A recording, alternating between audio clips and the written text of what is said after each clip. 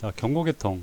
항공기에는 FMS, 플라이트 매니지먼트 시스템 기능 중에서 중요한 하나로 경고 표시가 있습니다. 그래서 조종사가 별다른 주의를 기울이지 않더라도 경고등이나 경고등이 켜지거나 아니면 경고음이 울려서 조종사에게 쉽게 판단할 수 있도록 해주는 장치입니다. 그래서 최신 전자식 항공기에는 조종사 전방 엔진 계기 패널을 위치해서 색깔 표시가 모니터상에 나타날 수 있도록 해주고 있습니다. 그래서 워닝, 경고는 적색 문자 또는 숫자 교명 표시, 그 다음에 주의, 코션과 어드바이저리 경고는 호박색, 누런색이죠. 노란색 문자 및 숫자 교명 표시로 나타냅니다. 조언과 경고 표시는 구분되며 가장 새로운 메시지는 항상 카트리상의 상부에 나타내고 있습니다. 그래서 이들의 경고 메시지 유형은 다음과 같다. 세 가지입니다. 경고, 주의, 권고. 경고는 긴급 사태 발생 시에 하는 것으로서 운항 상태 또는 항공기 시스템에 대하여 조종사가 즉각 조치하지 않으면 안 되는 긴급 사태를 말하는 것이고, 주의는 이상 상태가 발생했을 때를 이야기하는 것으로서 운항 상태 또는 항공기 시스템에서 조종사가 즉각 그 사태의 발생을 인지하지 않으면 안 되는 이상이 발생했을 때 교정이나 보정 조작을 하는데 시간적인 여유가 좀 약간의 여유가 있는 경우를 이야기하는 경우. 마지막으로 권고, 사태 개선을 위한 보정 및 조작으로서 운항 상태 또는 항공기 시스템 상태가 정상을 벗어나려고 할 때 조종사가 이를 인식해서 보정할 필요가 있을 때를 얘기하는 것으로서 사태를 개선하기 위해서 보정 조작을 필요로 하거나 아니면 안 해도 되는 상태, 이것을 이야기하는 겁니다. 잠시 물 한잔 했습니다. 죄송합니다. 버튼을 잘못 눌러가지고 마지막으로 나갔다 왔습니다. 자, 조종실에서 시각 및 청각 경고 장치는 비행 안정을 위해서 항공기의 시스템 또는 부품의 상황, 조종사의 조작 실수를 조기에 인식하기 위해서 경고 시스템이 설계되어 있습니다. 그래서 매우 밀접한 관계가 있다. 각 단계에서 이 목적을 달성하기 위해서 조종실 내의 경고 시스템은 승무원의 주의를 환기시켜주고 문제의 성질 위치를 확인 표시해서 신뢰성 높은 운항 요건과 환경에 대응해야 됩니다. 그래서 시각 및 청각 경고 장치를 보면 우선순위입니다. 우선순위대로 했습니다. 엔진이 화재됐을 땐 벨이 울리고, 속도 초과를 했을 때 삑삑 하는 크래크 음이 들리고, 착륙장치 경고음, 착륙장치가 안 열렸다, 랜딩을 해야 된다, 그럼 경적음이 울리고, 이륙 경고 마찬가지, 이륙 때는 단속 경적음이 울리고, 그 다음에 객실 여압이 문제가 있을 때는 단속 경적음, 그 다음에 자동 조종 장치가 해제가 됐을 때는 비 하는 부저음, 그 다음에 수평 안전판 작동 경고나 겹친고도 경고 등에 대해서는 C코드, 그러니까 음악에서 C코드, B코드 뭐 이런 식 코드가 있는데 그 코드에 해당 코드의 음이 나온다는 얘기고, 그 다음에 실속 경고 장치. 여러분들 실속에 대해서 배웠잖아요. 항공역학에서. 이거를 미리 이제 조종사에서 알려주는 장치입니다. 비행 중에 조종알을 당기면 날개의 바등각이 증가해서 속도는 점점 감소하죠. 그때 조종관을 계속 당기면 실속 바등각이 이르게 되는데, 그때 갑자기 급격한 롤 운동이 일어납니다. 이때를 실속이라고 표현하는데, 실속이 발생할 때 롤 운동이 하는 이유는 양쪽 날개에서 동시에 실속이 일어나지 않고 둘 중에 하나가 먼저 일어나면 그쪽의 양력이 쑥 꺼지기 때문에 그쪽으로부터 먼저 롤 운동이 일어나는 겁니다. 자, 다음 그림을 보면 우리 실속 경고 장치, 실속 경고에 대해서 그동안 배웠던 겁니다. 이렇게 바등각이 낮을 때는 바람에서 여기에 난류가, 박리가 여기서 일어나고, 좀 더 올라가면 박리가 중간에서부터 일어나고, 그 다음에 완전히 바등각이 증가되면 공기층의 박리가 전방부터 일어나면서 완전 실속에 들어가는 그런 그림이죠. 자, 실속 경고 장치는 실속 현상이 일어나기 전에 날개의 바등각을 감지해서 실속 바등각에 가까워지면 조종관에 뭘 해준다? 진동과 함께 경운기 소리를 내서 조종사에서 알려주는 장치입니다. 그래서 검출된 바등각 신호는 플랩 각도 센서로 보내져서 바등각과 플랩 각도 신호의 차이가 만들어집니다. 미리 정해진 각도에 이르면 조종관에서 장착된 진동 모터가 작동해서 조종관을 진동 일으키게 합니다. 부다다다다 떨리면 이게 보펫 현상이죠. 조종사가 조종관을 더 당기고 있으면 진동이 생기고 조종관을 더 당기면 실속에 들어갈 수 있다는 것을 알게 될 수 있는 겁니다. 여기까지가 실속 경고 장치. 그 다음에 이제 고도 경고 장치입니다. 여러분들 항공기 이제 고도가 예전에 이런 장치가 왜 나오면은 교통량이 점점 증가되고 공항 주변에 이제 관제가 되게 복잡해지잖아요. 게임 해봐 다 알 거예요. 그죠? 직접적으로 조종사에서 지정 고도를 확인하고 고도 오인을 방지하기 위해서 필요성이 인지되어 갖고 미 연방 항공국 FAA에서 공중 충돌 방지를 위한 고도 경고 장치가 언제 1972년부터 의무화되었습니다. 약 50년 됐죠. 제가 이때 태어났으니까. 자, 비행 중에 항공기의 고도를 지상에서 모니터하기 위해서는 ATC 트랜스폰더 모두 차리에 의해서 고도, 그러니까 이때 기압 고도입니다. 모두 차리는 정보를 제공해 주는 겁니다. 여러분들 C를 그냥 여기서 알파벳 C라고 안 읽고 차리라고 읽었잖아요. 항공기에서 대화를 하거나 상호 교통 관제를 하거나 이럴 때는 교종사끼리는 이런 알파벳을 A, B, C, D라고 읽지 않고 A는 알파, 브라보, 차리, 델타, 에코, 팍스 이런 식으로 해서 알파벳을 읽습니다. 왜냐하면 E를 영어로 읽으면 이게 숫자인지 알파벳인지 모르잖아요. 그래서 그런 거를 헷갈리지 않게끔 하기 위해서 알파, 브라보, 차리, 델타, 에코, 팍스 뭐 이런 식으로 읽게 되는 겁니다. 나중에 그 다음에 F, G는 골프, K 같은 경우는 킬로가 됩니다. 그래서 킬로미터가 되는 겁니다. 자, 항공교통관제소 ATC, 에어 트래픽 컨트롤러에서부터 지정된 고도를 유지하고 있다가 고도 변경이 필요한 경우에는 지정 고도에 정확히 상승 또는 하강하는 것이 필요합니다. 지정되지 않은 고도로 하강하면 안 되죠. 상승. 이것은 적정한 관제 간격을 유지하여 안정성을 확보하는 것이기 때문에 중요합니다. 대기자료 컴퓨터로부터 고도와 수동 세트된 지정 고도의 차이 신호가 고도 정보계선에 입력되고 또 고도계의 기압 정보 값이 입력되면 이 두 신호의 차이와 각 조종석 계기판 경고음을 2차 간격으로 해서 C코드 발진기가 동작이 되는 그런 형태가 되겠습니다. 이상하네. 오늘 준비를 많이 했는데 목이 좀 계속 잠깁니다. 이해해 주세요. 그 다음 고도가 아니는 지금은 이제 GPWS라 해서 대지 접근 경고 장치입니다. 그래서 대지 Ground Proximity Warning 시스템으로서 과거 항공기의 사고로부터 경험을 통해서 필요성 인식되어 개발된 겁니다. 75년 이후에 GPWS는 의무적으로 장착하도록 되어 있어서 전 세계적으로 보급되어 있습니다. 참고로 군용기는 안 달고 있다가 제가 성남기지 정비관리 실장 할 때 2009년이죠. 제2 롯데타워 건축을 하면서 문제가 많이 생겨서 그때 롯데 측에서 GPWS를 공군 항공기에 모두 달아줬습니다. 자, 참고로 하시고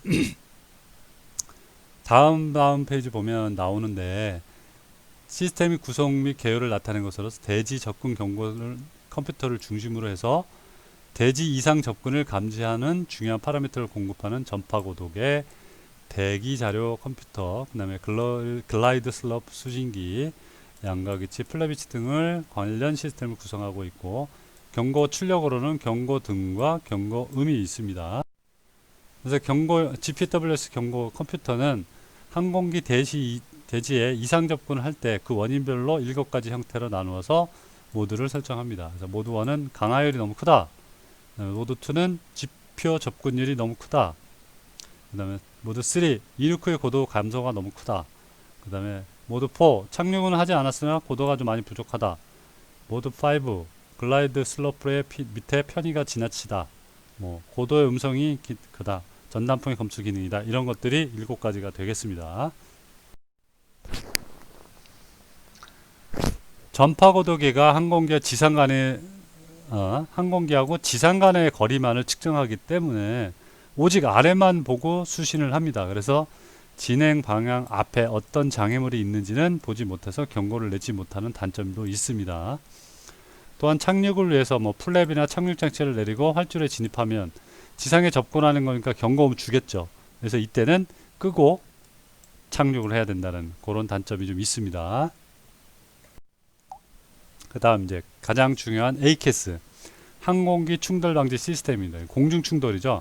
Airborne Collision Avoidance System 해서 항공기의 접근을 탐지해서 조종사에게 그 항공기의 위치 정보나 충돌을 피하기 위한 회피 정보를 제공해서 항공 보안 업무를 지원하는 것입니다. 이 장치는 언제부터 꽤 오래됐어요. 1950년 항공기끼리 이제 충돌하는 경우가 있었습니다. 사고가 돼서 그래서 발생됐고, ACAS는 국제적인 명칭이고 주로 요즘에는 미국에서 TCAS Traffic Alert and Collision Avoidance System이라 부르며 점차 미국 명칭으로 사용하는 것이 추세가 됐습니다. 그래서 공군에서는 ACAS보다는 TCAS라는 말을 많이 씁니다. 자, 이 ACAS 시스템은 세 가지로 되어 있습니다. ACAS 일단 항공기가 공항로에서 쭉 비행을 하는데 다른 항공기가 그 경로로 접근을 했다. 그랬을 때 ACAS1은 위치 정보만을 그 상대방 위협기가 되겠죠. 위협기 정보를 주는 거죠. 위치 정보. 그 다음에 2는 위치 정보와 수직면 내의 회피 정보를 해주는 겁니다. 수직으로 얼마에서 이 정도로 가면 회피할 수 있다 이러는 거죠. 그 다음에 3는 위치 정보와 수직면의 회피 정보까지 다 주는 겁니다. 그래서 요거는 그 회피 정보를 받아들이는 그런 처리 시스템을 나타내는 개통도인데, 자, 감시를 해서 추적기를 보고 자기 추적 고도를 확인한 다음에 TA를 판정합니다. TA는 이제 뒤에 조종사 접근 지시로서 어느 정도 왔을 때 조종사한테 알려주는 겁니다. 거리와 고도를 확인해주고 이게 위협이 된다, 거리 테스트, 고도 테스트까지 위협이 됐다 했을 때는 RA에서 회피 정보까지 줘서 회피 방향 조정까지 해주는, 자동 조종 장치는 자기가 방향 조정이 되고 그게 안 되는 경우는 본인이 회피 정장을 해야 되는 거겠죠. 잠시만요. 자, 미안합니다. 중요한 연락이 잠깐 와갖고. 자, 그 다음에 이 ACAS 시스템의 처리 절차에 대해서 첫 번째, 감시를 어떻게 하냐. 항공교통 관제는 항공기들의 위치와 비행 방향을 관제소만 알고 있는 내리 방식으로 이루어지지만, 자, TCAS 같은 경우에는 조종사도 관제소와 같은 정보를 가지고 비행할 수 있도록 만들어져서 통상적인 관제 기능을 보완해 줍니다. 지상에서 보는 거랑 조종사가 직접 보는 거 틀리겠죠, 그죠? 그래서 감시 기능은 상대방 항공기를 추적하고 자기 고도를 추적하는 기능이 있습니다. 그래서 아까 ACAS2의 상대방 항공기를 추적해서 알아보면 모드 시에라죠. 트랜스펀더 항공기에 대해서는 모드 S로 질문하며 각각의 응답 신호를 수신할 수 있다. 자, 그래서 모드 S가 뭐냐? 자, 이 서로 질문하고 받는 이 ACAS 관련된 정보를 이렇게 모드 1부터 S까지, 이게 IFF, SIP 개념인데 여러분들 이 장치, 군에서는 IFF, SIP 장치라고 합니다. 이 장치가 서로 주고받는 정보인데 모드 1은 저가식별, 모드 2는 항공기 식별, 3는 항로 식별, 4는 비밀, 그 다음에 차리는 고도, S는 아까 전체가 다 나와 있는 거죠. 그 다음에 국적까지 나와 있는 겁니다. 그래서 IFF, SIF 이거는 중요하다. 이걸 끄면 이 모든 것들 식별이 안 나옵니다. 그래서 비행할 때는 요 IFF, SIF를 반드시 키게끔 되어 있습니다. 죄송합니다. 목이 좀 잠겨갖고 잠깐 나갔다 왔습니다.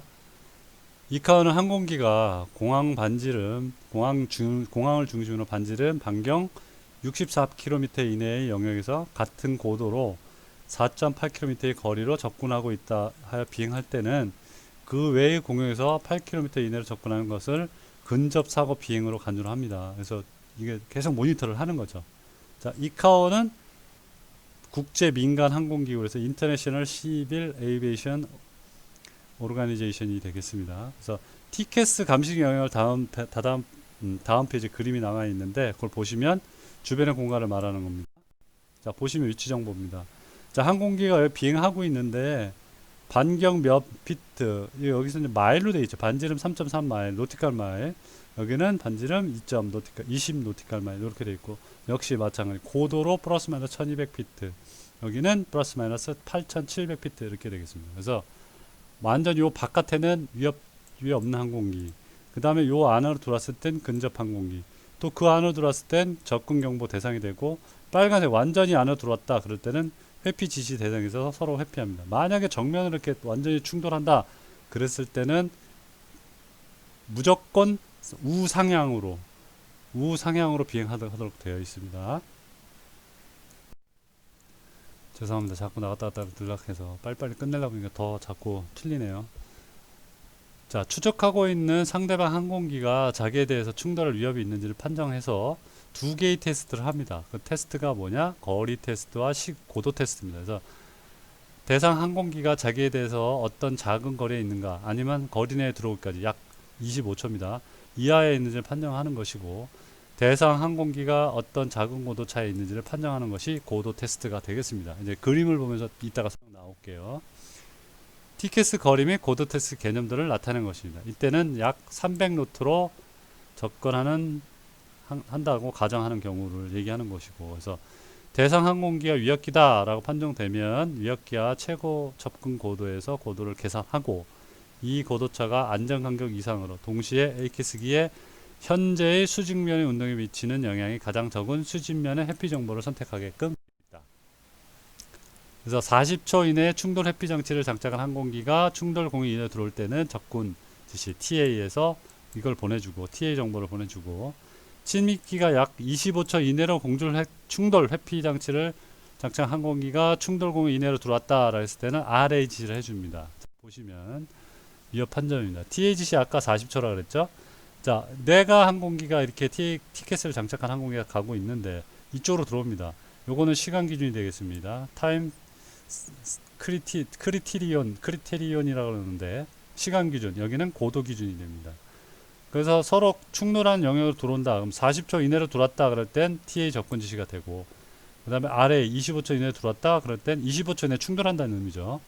그래서 이 안으로 들어왔다 그러면 완전히 회피 지시를 줘서 회피를 하게끔 한다는 거죠. 고도 역시 마찬가지. TA는 850비트 플러스 마이너스, 그 다음에 RA는 600비트가 되겠습니다. 자, 이해되시죠? 자, 기계적 경고 장치는 이제 ACAS, TCAS 다 끝났고, 항공기 문이 열렸거나 플랩이 적절한 위치에 안 돼 있거나 착륙 장치가 지장 없이, 비행에 지장 없이 확실하게 올라가 있는지 여부 등을 점검할 필요가 있겠죠. 그래서 이러한 기계 장치들이 마이크로 스위치를 개폐시켜서 해당 경고등이 켜지거나 아니면 버저가 작성되도록 하는 기계적 경고 장치라고 합니다. 그래서 이제 랜딩 기어를 예를 들어서 여기 나와 있는 그림입니다. 5-11 그림은. 그래서 녹색 등, 붉은색 등이 구성되어 있습니다. 자, 보시면, 자, 뭐 다른 거 필요 없고, 바퀴가 완전히 내려가서 다운락이 되면, 바퀴가 밑에 다운됐다, 랜딩 기어가 다운됐다 그랬을 때는 세 개가 다 펴지면, 노즈 메인 두 개 해서 세 개 다 켜지면 녹색 경고등이 회로를 형성시켜서 불이 켜지고, 근데 완전히 다 접혔다 그랬을 때는 불이 꺼집니다. 근데 여기서 빨간불은 뭐냐, 올라가지도 내려가지도 않은 상태에서 업락 스위치와 단락 스위치에 의해서 붉은 불이 켜지게 되는 겁니다. 그러니까 중간에 걸렸다, 업도 안 되고 다운도 안 된다 그랬을 때는 빨간불이 들어오는 겁니다. 이게 제일 위험한 상태겠죠. 빨간불이 들어와서는 안 되겠죠. 그 다음에 압력 경고장치, 기관의 윤활유 압력, 연료 압력, 자이로객이 이용되는 진공압 아니면 객실 여압 이런 것들이 1개 미만의 낮은 압력일 때 이런 계통을 통해서 민감한 공암을 이용해서 스위치를 개폐시켜서 경고등을 작동시키는 그런 형태다. 양이 많기 때문에 빨리 진행을 하겠습니다. 자, 항공기에는 비행 중에 불가항력으로 발생할 수 있는 돌발적인 사고가 있겠죠. 그것들을 대비해서 비상 장비를 갖추고 있어야 합니다. 자, 이제 여기 이제 뭐 항공법에 나와 있는 것들인데, 비상용 장비들을 보면 거울, 구급약품, 구조대가 조난 위치를 알고 할 수 있도록 바닷물 염색약, 칼, 바닷물 식수로 정제하는 정수기, 정수용 알약, 물통, 호각, 연기, 불빛 신호탄, 성경책, 생존법, 나침반 등 그 외에도 책에 더 나와 있는데 제가 좀 줄였습니다. 여러분들 잘 기억해 두시고 잊지 말기 바랍니다. 중간에 320회 이제 뭐 레이더 이 전파 주고받고 어떻게 작동하는지 요거는 내용이 어렵고 해서 일부러 뺐습니다. 제가. 자, 이해해 주시고, 그다음 긴급 탈출 장치. 긴급히 불시착했을 때 승객 및 승무원을 안전하게 항공기 밖으로 탈출시키는 장치로서 대형 여객기에는 탑승구 자체가 그대로 비상 탈출구로에서 탑승구 밑에 탈출용 미끄럼대가 바로 펴지도록 되어 있습니다. 이 미끄럼틀 때는 90초 이내에 모든 승객과 승무원이 전원 탈출할 수 있어야 되기 때문에 비상구 문을 통해 문을 여는 것과 동시에 자동 개방식 문과 연동돼서 자동적으로 밖으로 튀어나와서 고압가스, 질소가스, 탄산가스에 의해서 약 10초 내에 팽창되며 35도에서 45도 미끄러는 구명보트 역할도 하게끔 되어 있습니다. 그러니까 이 90초라는 게 말이 모든 사람들이 다 탈출해야 됩니다. 그래서 민항기 보면 중간에 통로 자리가 있잖아요. 통로 좌석, 좀 넓은 좌석 있죠?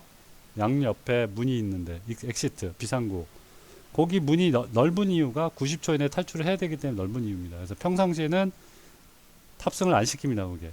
근데 이제 거의 탈출할 그런 위험이 없기 때문에 대부분 어떻게 하냐? 비용을 더 받고 넓게 앉아라 이렇게 하는 것이죠. 여러분들 운이 좋으면 똑같은 비용으로 거기 앉을 수도 있습니다. 자, 구명조끼. 구명조끼는 비행기를 타봤던 분들은 아시겠지만 불시착했을 때 한 사람씩 몸에 걸치게 되어 있는 것으로서 가스가 자동으로 채워지게 되거나 만약에 안 됐을 경우에는 입으로 불어서 합니다.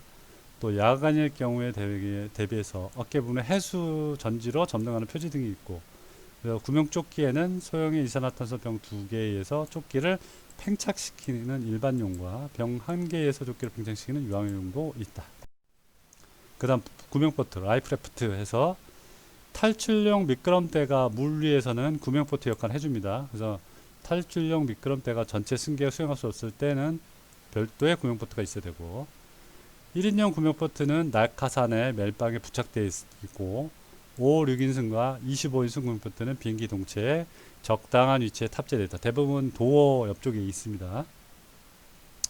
자, 그래서 불시착했을 때 압축가스로 팽창시켜서 탑승자를 수용해주고 표류하는 것에 대비해서 비상용 식량, 민물 제조기, 약품, 통신장비 내장되어 있고 비나 직상항선을 피하도록 되어 있는 경우도 있습니다. 이게 있습니다. 자, 기타 장비 ELT라 그래서 Emergency Locator Transmitter라고 하는데 표류 중에 내가 어느 위치에 있다라고 알려주는 겁니다. 그래서 뭐 백색 적광탄 아니면 적색 연기탄 아니면 파워 메가폰 아니면 비상 위치 송신기 등이 있습니다. 그래서 긴급 구조를 위한 비상 송신기는 항공기의 조난 위치를 알리고자 군환 전파를 발생하는 장치. 그래서 121.5MHz와 243MHz에 지정된 주파수로 약 몇 시간? 48시간 동안 계속 구조 신호를 보낼 수 있게 되어 있습니다. 바다에도 뜰 수 있겠고. 요거를 진짜로 볼 수 있는 방법이 영화에 보면 에너미 라인즈라는 F-18 항공기가 세르비아 공역을 불법 들어가서 미군 항공기가 해군 항공기가 정찰하면서 사진을 찍다가 지대공 미슬에 대해서 격추가 되면서 그 조종사가 탈출해 나오는 그런 영화인데 거기에 보면 이 ELT 신호를 의해서 아군들이 찾아가는 그런 영화가 있습니다. 이거 나중에 한번 기회 되면 보여드리도록 할게요. 재밌습니다. 생각보다. 그 다음에 비상등. 야간에 불시착했을 때는 비상조명으로 독립된 비상용 전원에 의해서 작동하도록 되어 있고 약 10분간 책을 읽을 수 있을 정도의 밝은 정도의 작동이 되고 있다. 비상 탈출 통로 표지는 777 같은 경우 통로 바닥면이나 좌석의 측면, 그 다음에 747 같은 경우는 기내의 계단 측면에 20에서 40인치 간격으로 조명등이 설치되어 있다. 왜? 항공기 안에 연기를 덮을 때는 승객이 안 보이잖아요. 그 등을 보고 탈출하라. 그런 의미겠죠. 네, 마지막으로 비상계통은 불시착 시에 사용하는 약품, 응급조치용 도구가 소형 금속재 트렁크에 수납되어 있습니다.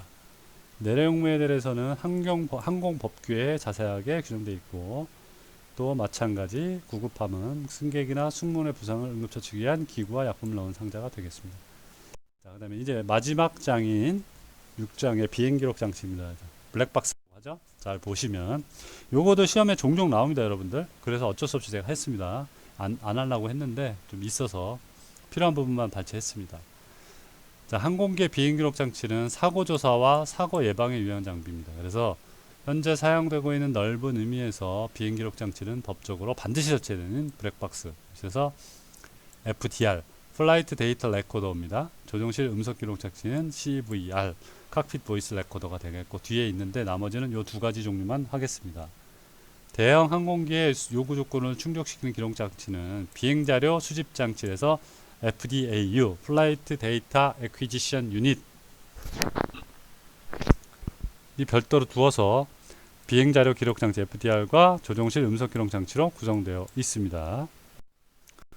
초기에는 일반적으로 알려져 있는 아날로그 방식이었으나 사고 조사의 경험이 축적되면서 보다 파라미터의 필요성을 인식해서 요건이 개정되어 이루어지고 기록 용량도 300시간에서 실제 사고 조사에 가장 필요성이 필요한 25시간으로 바꿔준다. 300시간 너무 길잖아요, 그죠? 종래의 아날로그식 기록에서는 파라미터의 수와 정밀도에서 오차한계가 있어서 파라미터 수를 샘플링해서 디지털 시키는 방식되었는데, 이 방식을 디지털 비행 자료 기록 장치에서 DFDR 이렇게 표현합니다. 디지털 플라이트 데이터 레코더. 자, DFDR은 파라미터 신원을 디지털하여 DFAU 비행 자료 수집기로부터 디지털 자료를 받아서 테이프에 기록합니다. 이륙을 위한 활주 시작부터 착륙 활주가 끝날 때까지 기록되도록 되어 있으나 보통은 주기장을 떠나서 다음 주기에 도착할 때까지 모두 기록이 됩니다. DFA는 작정 파라미터 신호를 샘플링해서 디지털한 후에 자료를 리코더에 순서대로 보내주고 1초에 64개 타입의 슬롯을 나눠서 레코더에 붙이게 되는 그런 형태가 되겠습니다. DFDR이 되겠습니다. 비행 자료 수집 장치는 이쪽에 설치가 되어 있어서, 자, 조종사의 마이크 뭐 이런 것들 녹음도 되고, 이쪽으로 해서 뒤에 FDR이 보통 요 위치에 있습니다. 그 다음에 조종실 마이크를 통해서 신호가 가서 CVR도 역시 마찬가지로 같이 있고, 방향키 검출, 그 다음에 플랫 위치 검출, 도움날개 위치, 엔진 회전수 모든 것을 다 기록을 통해서 기록이 되는 이런 형태가 요 DFAU에 수집이 됐다가 이렇게 기록이 되는 그런 형태가 되겠습니다. 자, AIDS AG가 아니라 에어 인테그레이티드 데이터 시스템에서 비행 직접 자료 시스템에서 항공기가 비행 중에 얻어진 자료를 항상 해독해서 항공기의 운항 상태를 수시로 계산하기 위한 시스템이다. 비행 중 자료를 기록하지 않으면 DFDR과 같으나 그 자료를 적극적으로 이용하는 것이 틀리다. 그래서 다음과 같은 기상 시스템과 기상 획득 시스템과 지상 자료 처리 시스템으로 나눕니다. 자, 그래서 기상 획득 시스템은 해독이 필요한 자료를 비행 중에 필요한 시기를 판단해서 기록하고, 즉시성이 요구될 때는 어느 정도 해독을 가해서 그 결과, 해독한 결과를 프린터로 보내주는 기능이 됩니다. 뭐 이러한 장치들이 있으니까 이건 되고, 그 다음에 지상 자료 처리 시스템은 기상 시스템에 기록된 자료들을 공학 단위 자료로 변화해서 자료 해독 프로그램에서 처리하여 출력함으로써 장기적 모니터링하면서 자료를 축적할 수 있다. 지상 자료 해석 시스템은 기록된 자료를 읽어내는 부분과 읽어낸 자료를 정리하는 해독하는 부분으로 나뉘며 내용에 따라서 시스템의 형태가 달라집니다. 좀 길죠? 여러분들 좀 이해해 주시고, 여기 마지막입니다. 이제 CVR 칵핏 보이스 레코더는 비행 기록 장치와 더불어서 사고 발생할 때 생생한 조종사의 음성을 해독을 하기 위해서 설치된 겁니다. 1966년부터 설치가 됐고, 이때 녹음되는 자료들은 비행기 내에서 무선으로 송수신되는 음성 통신, 조종실 내 비행 승무원 간의 음성, 그 다음에 기내 인터폰 계통을 사용하는 조종대 승무원 간의 음성, 그 다음에 승객 확성기 계통을 이용한 승무원의 음성 통신, 모든 걸 다 기록하도록 되어 있습니다. 녹음기예요, 녹음기. 녹음기는 4채널 무정단 레코더입니다. 이것은 방호되고, 그래서 녹음 시간은 약 30분. 30분 이전에 음성은 소거하면서 엎어 쓰면서 녹음되고, 장치가 정지된 때에는 항상 최후 30분 동안 녹음을 확인할 수 있습니다. 그래서 방어 요건은 뭐 1100도 30분 이렇게 되는데 알고 있으면 되고, 48시간 침전되도록, 침전돼서 이상이 없도록 하는 겁니다. 자, 기록된 음성은 사고 조사를 사용되는 것이므로 정상 비행이 비행에서 끝났을 때는 비행 후에 승무원들이 녹음을 소거할 수 있도록 기능되어 있습니다. 비행 중에 잘못된 동작으로 녹음을 지우지 않도록 되어 있기 때문에 못 지웁니다. 그래서 소거 기능이 없습니다. 비행 후에 소거할 수 있습니다. 공군에서는 이거를 예전에 DY300이라는 노공기를 사용했습니다. 카세트 테이프를 썼었죠. 요즘에는 이제 이런 CVR이든가 아니면 MP3를 녹음하는데, 그래서 비행기록 장치, 음성기록 장치 등 사고 발생 때 충격으로 인한 파괴나 화재에 의한 손상을 최소화하기 위해서 가능한 한 후방에 위치합니다. 그 다음에 아까 그림에서 보셨죠? 그 다음에 사치 부분은 발견되기 쉽도록 무슨 색이다? 밝은 등색이나 황색으로 설치합니다. 블랙박스는 무슨 색이다? 이 색깔입니다. 주황색, 눈에 확 띄도록. 파란색의 보색이 빨간색이잖아요. 빨간색인데 정확하게 딱 눈에 안 띄기 때문에 약간 형광색이 들어간 주황색을 칠합니다. 바다에서 눈에 확 띄도록. 그래서 주황색입니다. 자, 여기까지 해서 우리 항공 장비 1학기 수업을 마치도록 하고, 그동안 너무 고생들 많이 하셨고, 만나면 좀 과자라도 먹으면서 할 텐데, 일단 여기까지 해서 여러분 수업 마치도록 하겠습니다. 정말 고생하셨고, 시험들 잘 보시기 바라겠습니다. 어렵게 안 냈습니다.